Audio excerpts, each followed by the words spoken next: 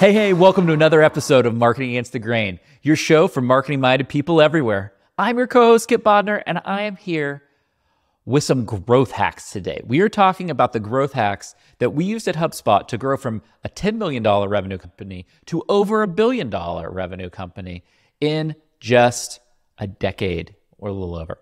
And here we go. I want to take you through the growth hacks that you can use and apply to your business. The first hack I want to share with you is called category creation. Category creation is an exceptionally powerful tool. In the early days of HubSpot, instead of playing in the existing category that we could have played in, which was called marketing automation, we created a new category. That new category was called inbound marketing. So we created this new category. We wrote a book. We created an event called Inbound. We had an inbound marketing blog. We said we had inbound marketing software. We did everything we could to establish that.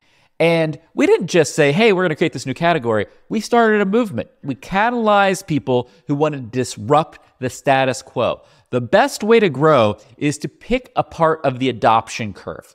And we wanted the early adopters. And the early adopters are always looking for something new. And they want something that kind of challenges the status quo, challenges the problems they currently face, and solves them in a new and different way. So the first step, instead of going and competing in a known category with a bunch of competition, you go and you create a new category and build awareness of that category versus your own product or brand.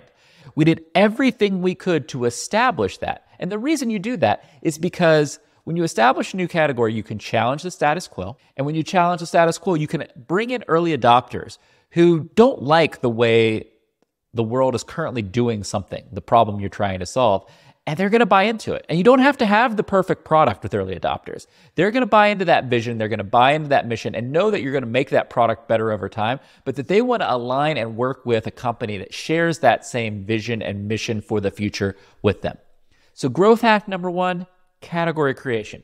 It's the non-obvious choice to build a great business long-term.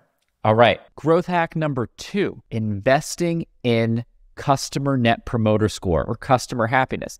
And what does that mean? What does that actually mean? It means you spend more to make your product better. And you want to turn your customers into rabid fans of your product and your business. And to do that, you need to, one, have a great sales and marketing customer service experience, but more importantly, you need to have an incredibly valuable product that is much easier to use and is much more valuable than the competition. And you have to have a clear company strategy that says, hey, we're going to grow through word of mouth.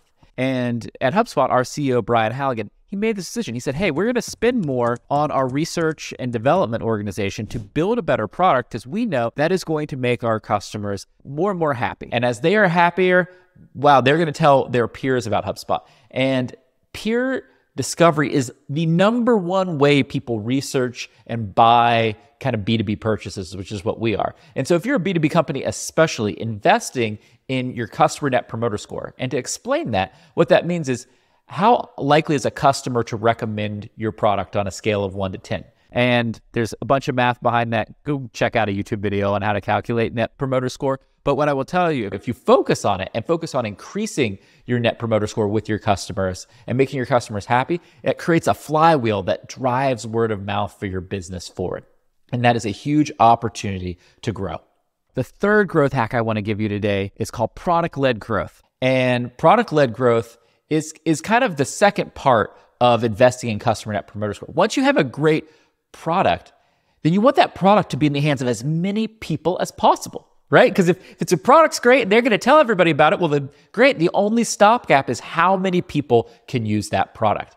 And so at HubSpot, what we did, we added a freemium software product. Sure, we're a software business. You can take a product-led experience with many types of businesses. But what that really means is come and use our product for free. And you don't need human help, is what that means. The product allows you to discover and learn and use that product, get some value. Brian, our CEO, would often call, we want people to try before they buy. And that is the power of product-led growth. Is people understand, wow, this is easy to use. Wow, this actually solves the problem that I'm trying to solve. Because so many people are like, well, I have this problem, but I don't know if this is the right solution for it. And so when they can go and actually try and apply that to the problem they're trying to solve, they feel so much more confident in making that choice that they convert into customers at a higher rate, and they're better longer-term customers. They stick around. They keep paying you for a much longer period of time. And those are a couple of the big advantages of product-led growth.